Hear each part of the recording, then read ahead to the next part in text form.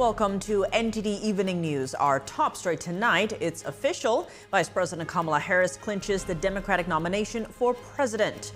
What's unusual about this process and what stands out from her latest fundraising numbers compared to former President Trump's? Iris Tao reports. As Vice President Kamala Harris takes her position of Democratic presidential nominee, we compare her stances on abortion and immigration with former President Trump's platform. The acting Secret Service director answers questions about security failures ahead of the assassination attempt of former President Trump, what the director has to say about new whistleblower allegations. Israel Defense Forces have reported killing another high-level terrorist in the Gaza Strip. This development adds to the escalating tensions in the Middle East. Jason Perry has the war update. And Venezuela's foreign minister accusing the U.S. of trying to overthrow the government. The U.S. decided to take a stronger stance on Venezuela's election results. Ariane Pazdar is in South America.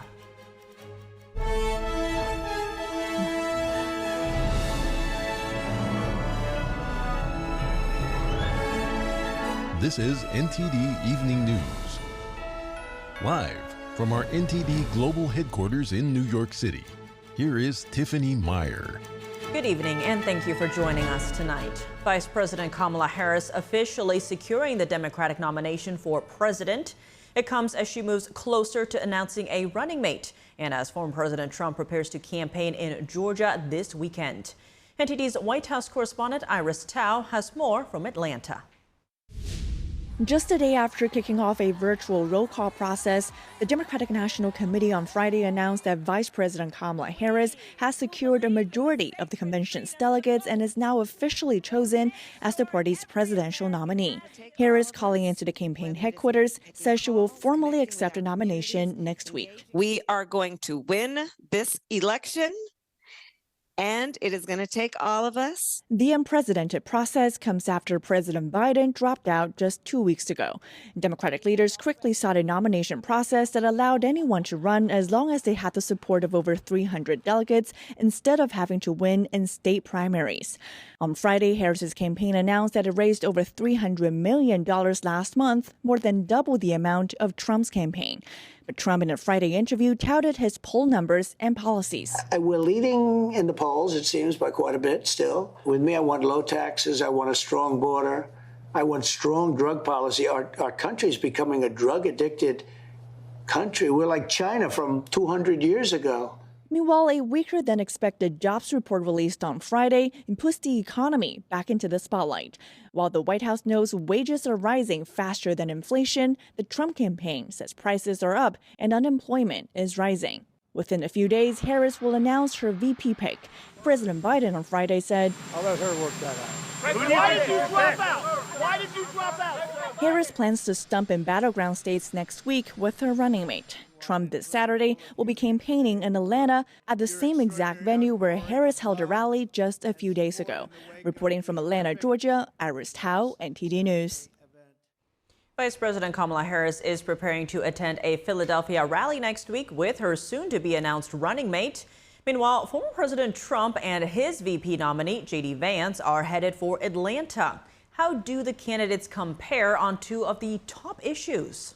God bless you, and God bless the United States of America. Thank you. With less than 100 days to go until the general election, Vice President Kamala Harris has been picked as the Democratic presidential nominee.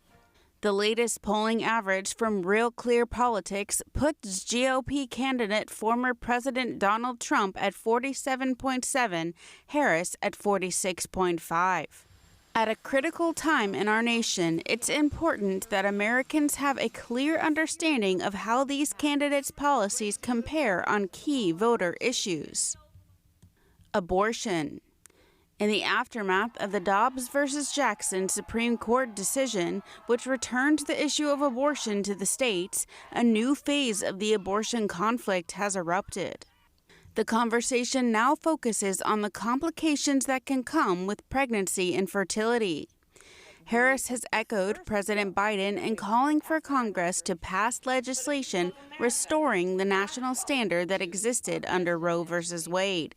We who believe in reproductive freedom will stop Donald Trump's extreme abortion bans and when Congress passes a law to restore reproductive freedoms, as President of the United States, I will sign it into law. She joins pro-abortion activists who argue that women should take charge of their own bodies.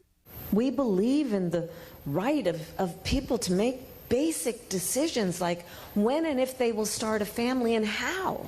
Pro-life advocates like Marjorie Dannenfelser, president of Susan B. Anthony Pro-Life America, have called for a 15-week abortion limit. During his presidency, Trump hinted at calling for federal abortion restrictions. But in April, he said this. My view is now that we have abortion where everybody wanted it from a legal standpoint, the states will determine by vote or legislation or perhaps both. Trump says he opposes late-term abortion while supporting mothers and policies that advance prenatal care, fertility treatments, and access to birth control. Immigration. President Biden, on his first day in office, signed 17 executive orders. 6 of them reversed Trump's policies on immigration.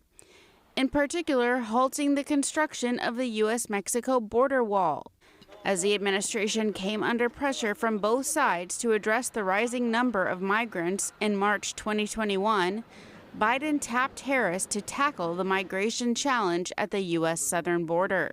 But I've asked her, the VP today, because she's the most qualified person to do it, to lead our efforts with Mexico and the Northern Triangle and the countries that help. We're going to need help in stemming the movement of so many folks stemming the migration to our southern border. According to the New York Times, in a 2022 article, migrants under the Biden administration crossed the southwestern border without documentation more than 3.3 million times, the largest number over an 18-month period in decades. We had the best border, the safest border. Harris defended her record at the border, citing her days as an attorney general. I was the attorney general of the border state.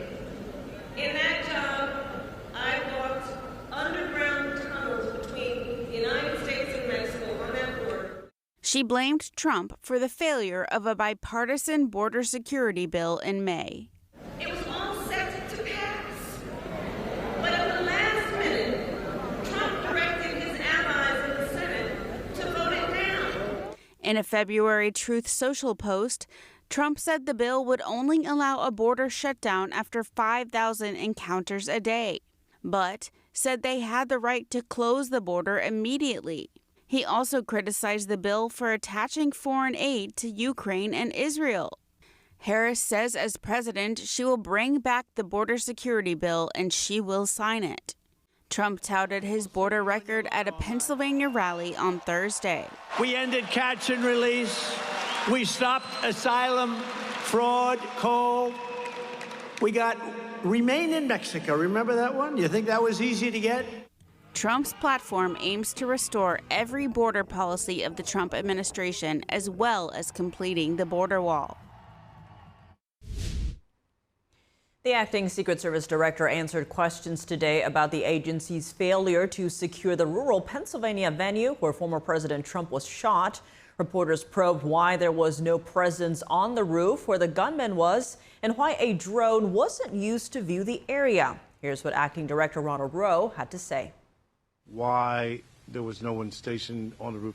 Seeing how close that site was to the stage, seeing where it was, it definitely raised a lot of questions in my mind that there should have been physical presence, if not on the roof, that there should have been better security to prevent anyone from getting up on that roof.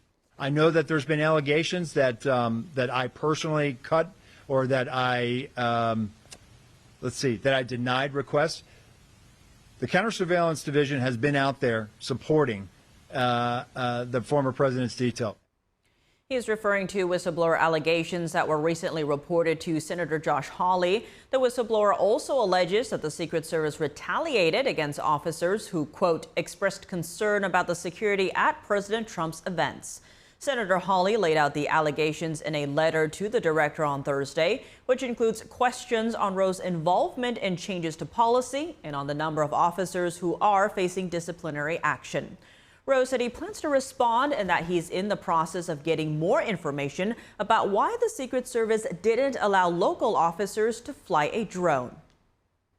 Israel Defense Forces have reported killing another high-level terrorist in the Gaza Strip, this time from the Islamic Jihad. This comes as tensions remain high in the Middle East. NTD's Jason Perry has the war update.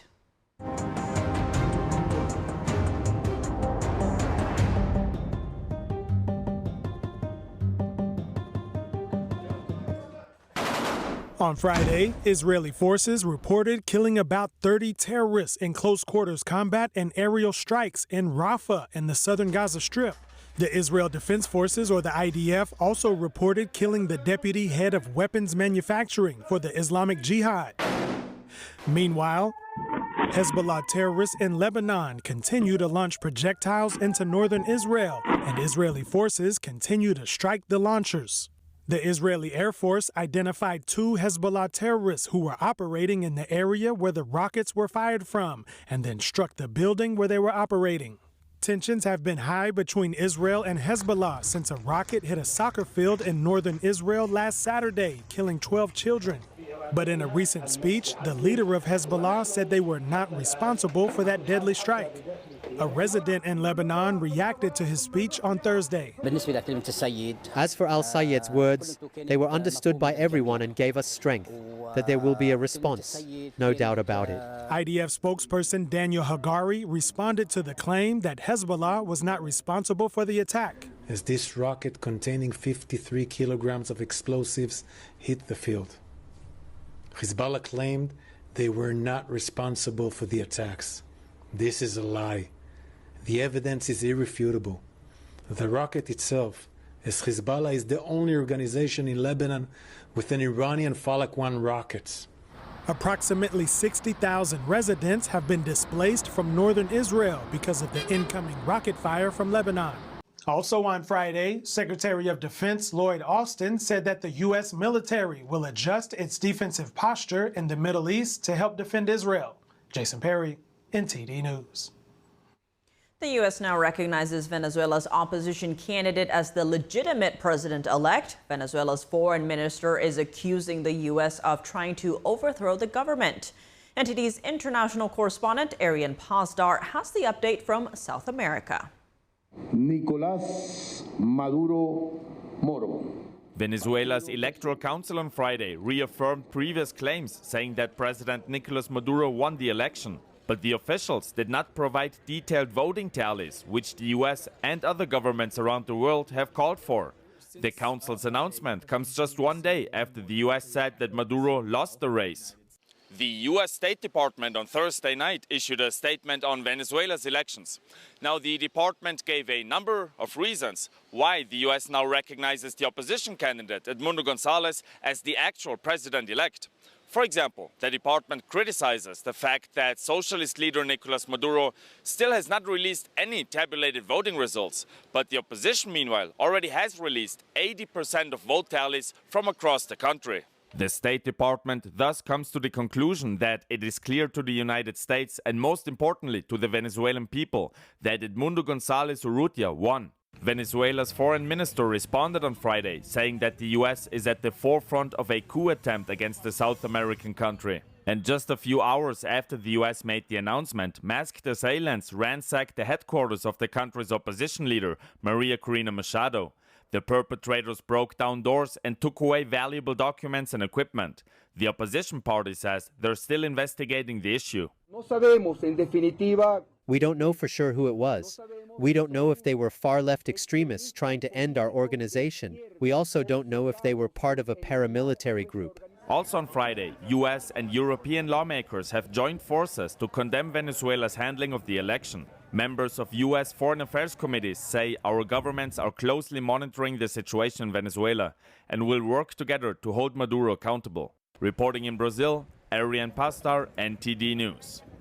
Welcome back. I'm Tiffany Meyer. Earlier, we spoke with Daniel DiMartino, Venezuelan freedom activist and founder of the Dissident Project, about the election in Venezuela. Daniel DiMartino, thank you so much for joining us. Good to have you back on the show. Thank you. Now, Daniel, to begin, the U.S. has recognized the opposition leader as the clear winner of the Venezuela presidential election. That says Nicolas Maduro says that he won. How significant is it that the U.S. is recognizing the opposition leader? Well, I think we have to make clear that, yes, the opposition candidate did win, Edmundo Gonzalez, and this is despite the Venezuelan regime bribing people to vote for them, despite Maduro also forcing some people who work for the government or go to public universities to vote for them, and yet he still lost, despite all of the Venezuelans outside Venezuela being allowed to vote. He still lost by 70% of the vote against him. Yet, of course, they made up a number that is statistically impossible, by the way. It's like a perfectly round number as a share of the vote, something that never happens in any election in history. So obviously the results were faked. And I think the U.S. was right to recognize it, but more needs to be done. I mean, a simple recognition isn't going to overthrow Maduro from power. And on that note, what is the current state inside Venezuela? How are Venezuelans reacting to this election?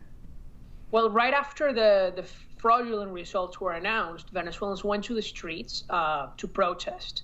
There was mass protests all over the country. People turned down the statues of Hugo Chavez. They burned the picture of Maduro.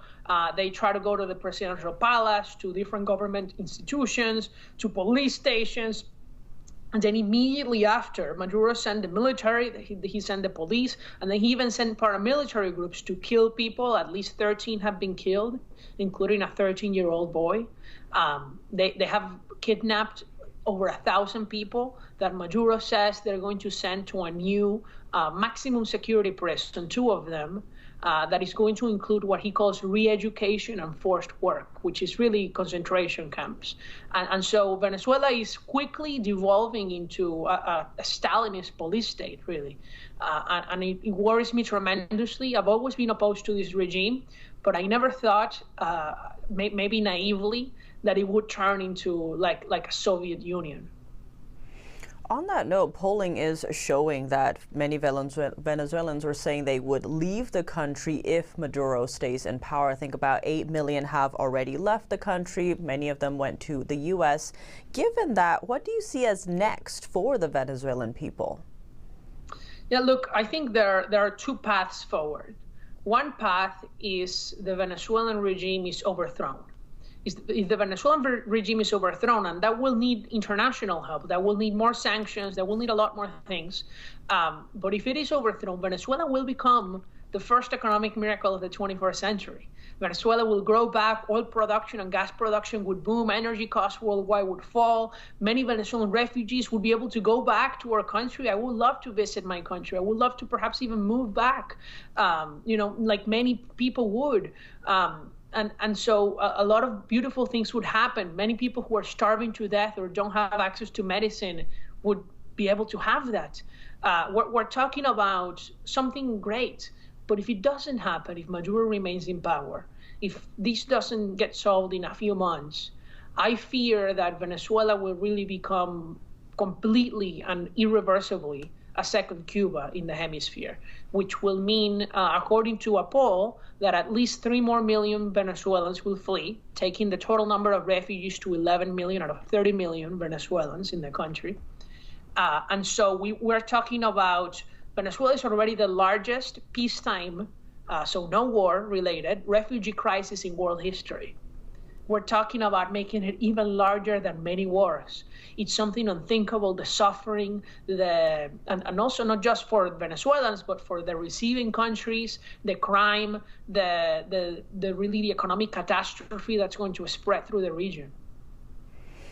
You actually recently wrote in an op-ed, quote, by lifting sanctions without getting concessions, President Biden strengthened Nicolas Maduro's regime and undermined the nation's fight for freedom. Now, when it comes to changes or freedom inside Venezuela, what can the U.S. do to help? Well, Biden really undermined this fight for freedom because he released Maduro's nephews from prison and sent them back to Venezuela. He released Alex Saab, who was a terrorist financier. He wasn't even Venezuelan, but he was a very rich, corrupt money launderer who gave money and helped Maduro launder his illicit gains. And that's the main leverage the U.S. had against him. Now the U.S. has no one. The U.S. lifted oil sanctions, and so Maduro made a lot of money from this because the oil sector is completely government-owned. So all the gains go to the Maduro regime, not to the Venezuelan people, because they don't use it to feed the people. That's why Venezuelans are starving. So my concern is the world really hasn't understood that with Venezuela, they're not dealing with just another dictatorship. They're not dealing with a country. They're dealing with a criminal organization. So if we want to help Venezuela, everybody around the world should really be thinking about how are we going to capture more of these crooks around the world? How are we going to capture their financial partners so that the U.S. and Western nations have leverage over Maduro so that the regime members can betray each other? We can dislodge Maduro from power and turn Venezuela into a democratic, free country. And if that happens, where Venezuela is a democratic and free, prosperous country, what would that mean for not just the U.S., but also the world? Well, in addition to just the immediate economic consequences of more oil production and gas, and therefore lower energy costs for the world, which would be great for the world economy, we're really talking about human flourishing here. You see, my grandparents immigrated to Venezuela in the 1950s, fleeing really the war in Europe and the destruction that was left in the 50s. And they found a free country, a beautiful country, and that country doesn't exist anymore. That country is a memory. And the suffering that would be alleviated from this, I think, would be really uncalculable. And I think that it's the right thing to do for the world to support people seeking their own freedom. I think every human deserves to live in freedom. And if the world can support that simply by enforcing its own laws and arresting criminals and using that as leverage to help others, I think that's the right thing to do. Daniel DiMartino, thank you so much for your time. Thank you. The Justice Department filed a lawsuit today against TikTok and its parent company ByteDance for failing to protect children's privacy. The government claims the Chinese-owned social media platform broke the law. The Children's Online Privacy Protection Act requires services aimed at children to obtain parental consent to collect personal information from users under 13. The DOJ fears that TikTok improperly collects vast amounts of data on Americans for the Chinese Communist Party. There are also concerns about how the social media platform can potentially harm users. The Federal Trade Commission joined the suit, saying it was aimed at ending TikTok's unlawful, massive-scale invasions of children's privacy. The FTC is seeking penalties of up to $50,000 per violation per day from TikTok for improperly collecting data. The Biden administration has paused its controversial migrant flight program. It's allowed tens of thousands of migrants to fly directly into the U.S. The decision comes after a report on the program said it's riddled with fraud. NTD's Washington correspondent Jack Bradley has more on this from the White House. The Department of Homeland Security paused its migrant flight program, which allows up to 30,000 people to fly in from 4 separate countries every single month. Those countries include Cuba, Haiti, Nicaragua, and Venezuela. They're entering legally under the administration's parole program, but it was found to have instances of fraud. According to a recent report by the Federation for American Immigration Reform, internal documents show that many migrants' applications were approved without verifying information by sponsors or parolees. They were also reportedly using fake Social Security numbers and phone numbers, some belonging to dead people. The same address was also used on multiple separate applications. When asked about this, a spokesperson for the Department of Homeland Security told NTD this in a statement, quote, "Out of an abundance of caution, DHS has temporarily paused the issuance of advanced travel authorizations for new beneficiaries while it undertakes a review of supporter applications. DHS will restart application processing as quickly as possible with appropriate safeguards. DHS has not identified issues of concern relating to the screening and vetting of beneficiaries. The chairman of the House Committee on Homeland Security, Congressman Mark Green, said that this recent development vindicates every warning we have ever issued about the unlawful Cuba, Haiti, Nicaragua, and Venezuela mass parole program. Republican Vice President nominee J.D. Vance, senator from Ohio, made a visit to the Mexico-Arizona border on Thursday, a stop on the campaign trail. Here's what he said. What President Trump and I promise to the American people is very simple. This is not rocket science. It is not hard to secure the southern border. You just have to re-implement some common sense policies. And the administration is currently utilizing the CBP One app, which allows up to 1,500 migrants to enter the U.S. legally through a port of entry every single day. Reporting from the White House, Jack Bradley, NTD News. Joining me now to discuss Harris's campaign are two guests. Bart Marcois is a former presidential campaign advisor, and Robin Byro is a Democratic strategist and former Obama regional campaign director. Thank you both so much for joining us. Good to see you both. Bart, I want to start with you. Now that Kamala Harris has secured enough votes to win the Democratic presidential nomination, all eyes are on whom she'll pick as her running mate. Now, the mayor of Philadelphia has released a video that says Harris has chosen Josh Shapiro as her VP pick. If that's true, what do you make of this choice? Oh, I'm just shocked that there was such an accident, that there was an accidental release of a video that wasn't supposed to be released until Monday.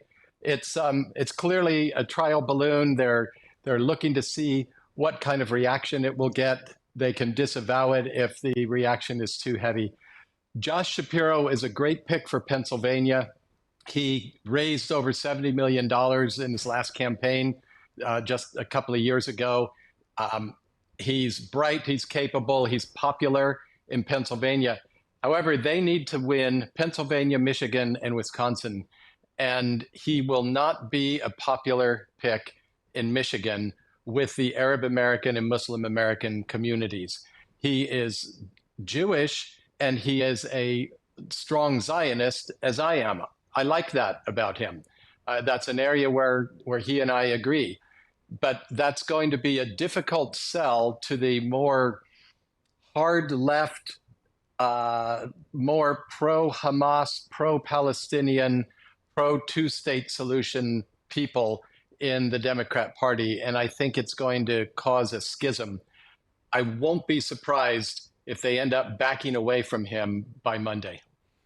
And Robin, what are your thoughts on a Harris-Shapiro ticket? I think my co-panelist is right here. Some of my friends who are more hard left will have an issue with that. The more pro-Palestine people, I think, will take a significant issue with this. I think he's a great pick. He's got 61% favorability rating right now in Pennsylvania. And look, we just can't win. We can't get to 270 electoral votes without Pennsylvania. That's just the fact. Personally, I would like to see Mark Kelly, a senator from Arizona, because Arizona is a border state and he's talking tough on border. And look, border security is even a top 3 issue with Democrats right now. So I would like to get ahead of that so that we don't have the false narrative that Kamala Harris is the border czar and has allowed an open border all of this 3.5 years plus. I'm really hoping that it's Mark Kelly. We would be a better party for it. And Robin, to Bart's point, many are saying the Israel-Hamas war is the most divisive issue within the Democratic Party. If it is Shapiro, how will the Harris-Shapiro ticket overcome that? That's the $1 million question. I wish I had an answer for you. I really don't know how they navigate that, which is why I just don't think it's going to be him. I think that my panelist here is right. My colleague is right that they're floating this to see how this lands.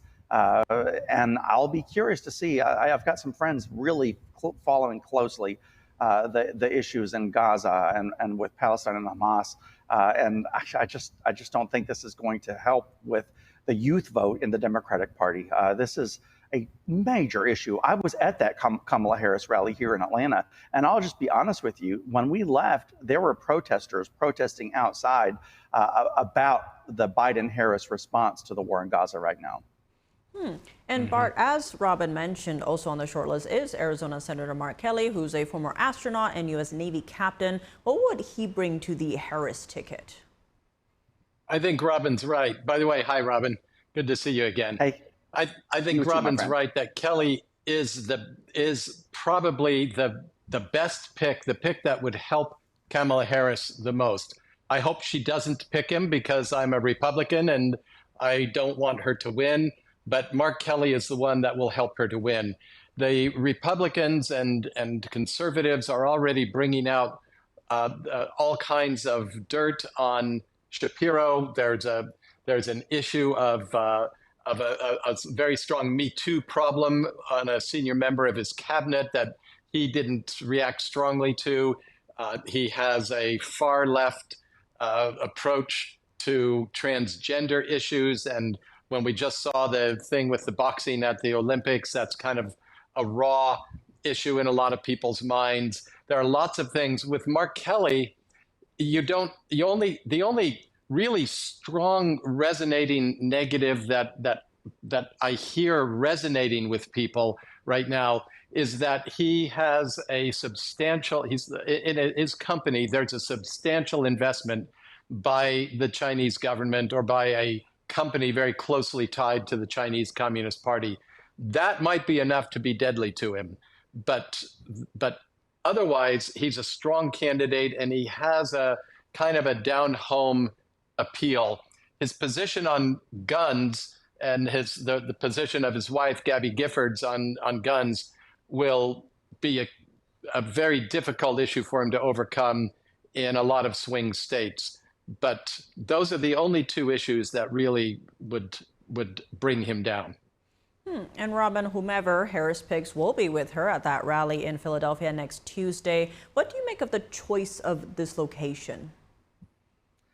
The choice of this location tells me that it's going to be Governor Shapiro, and the fact that he took off, he canceled 4 events over the weekend, is strongly alluding to that fact.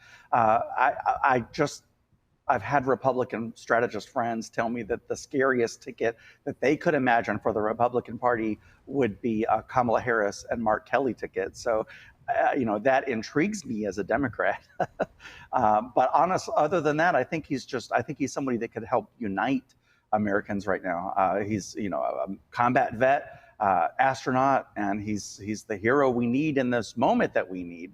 Someone that can bring us together because we're deeply divided as a country right now.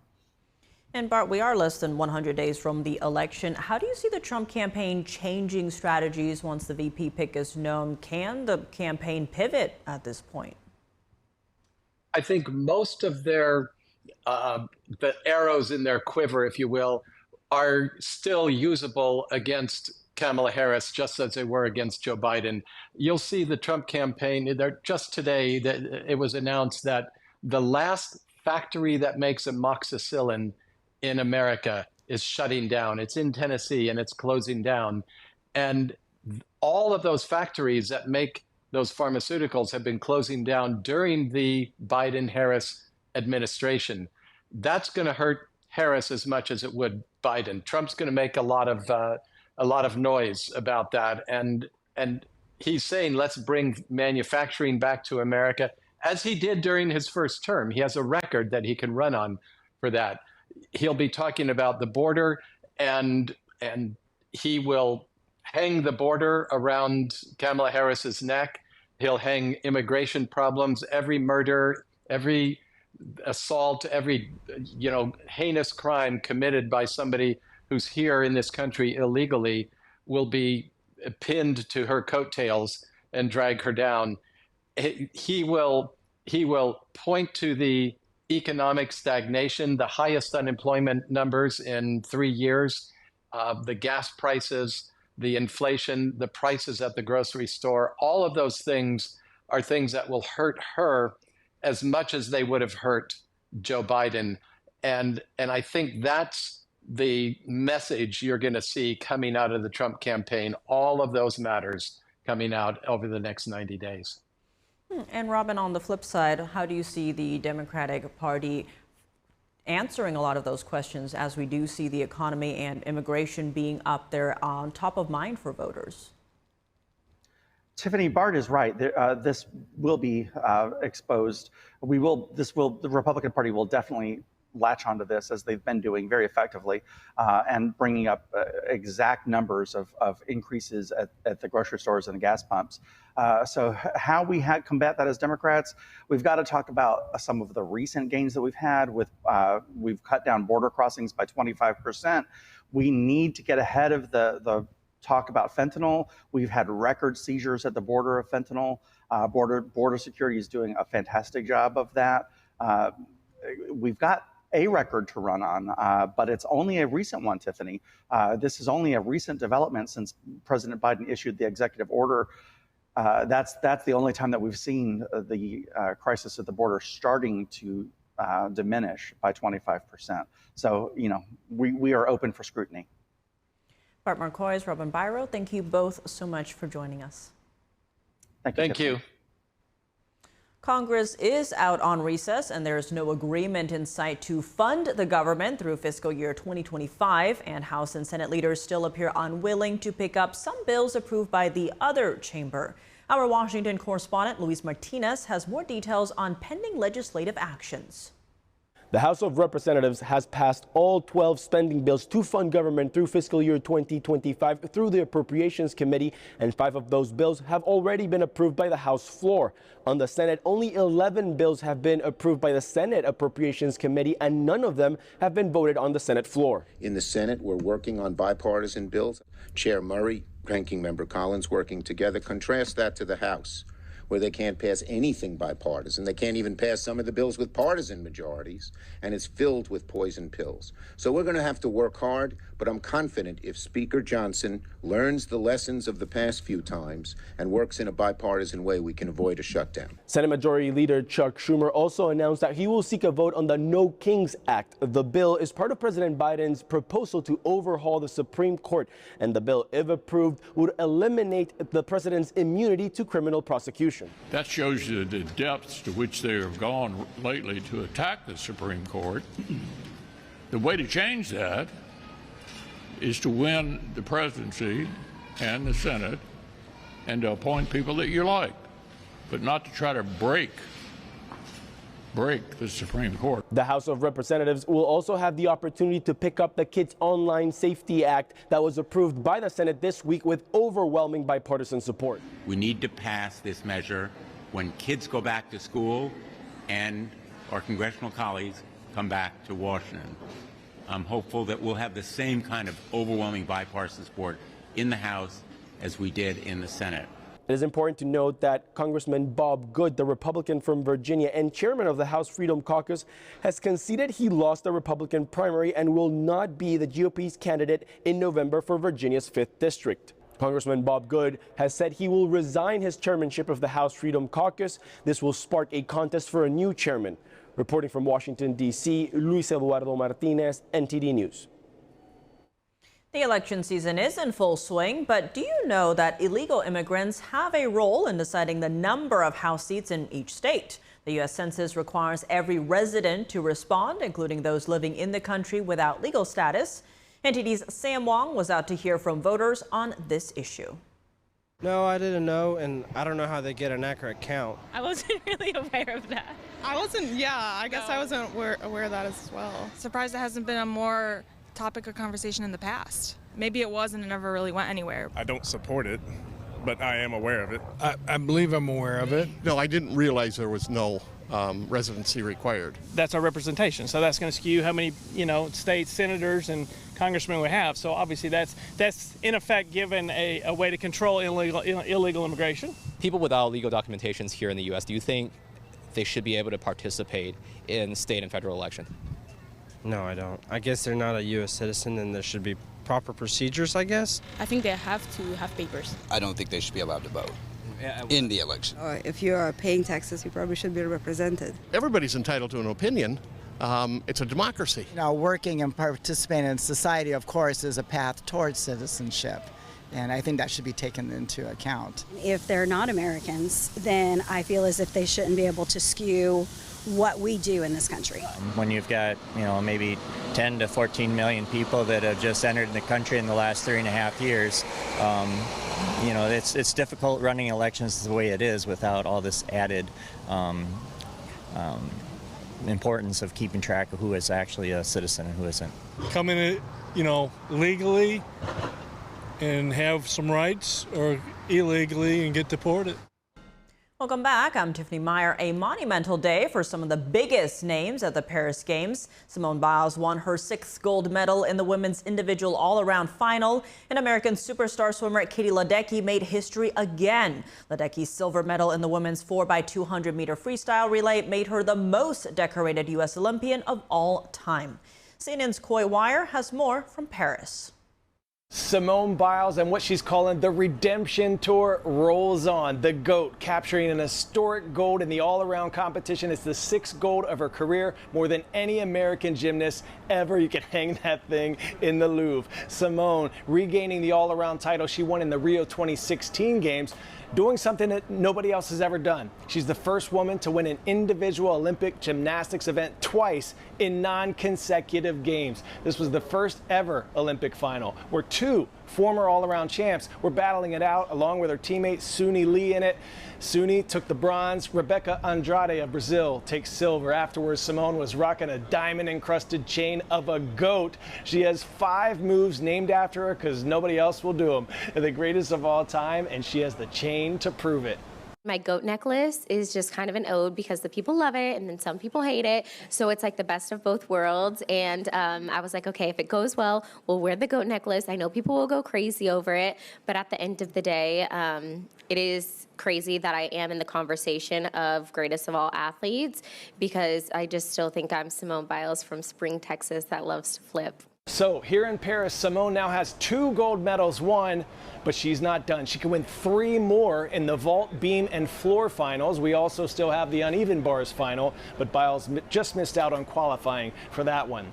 Canadian teen sensation Summer McIntosh claiming another medal here in Paris, this time to the tune of a new Olympic record in the 200 fly. She's already won silver and gold here, meaning she's the first double gold at a Games for Canada since Donovan Bailey, and she's just 17 years old.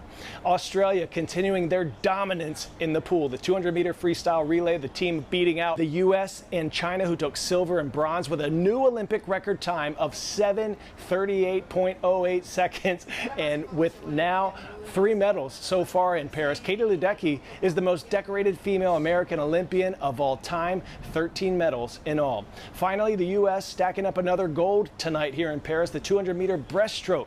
Kate Douglas winning her first ever Olympic gold, beating out the Olympic record holder in the event, South Africa's Tatjana Smith and Tess Schouten of the Netherlands, who took bronze. Kate dropped the 100 free to focus on the 200 breast, and she just broke her own American record with a time of 2 minutes, 19.24 seconds, bringing home gold. She had moderate scoliosis as a kid, had to wear a back brace for about 2 years, but she persevered, stayed focused, and she just made her Olympic dreams come true. Another incredible day here in Paris, full of stories that spark the imagination and inspiration. And that's all for today's news. For round-the-clock coverage, visit us at ntd.com or download our NTD app. Thanks for tuning in. I'm Tiffany Meyer. Good night.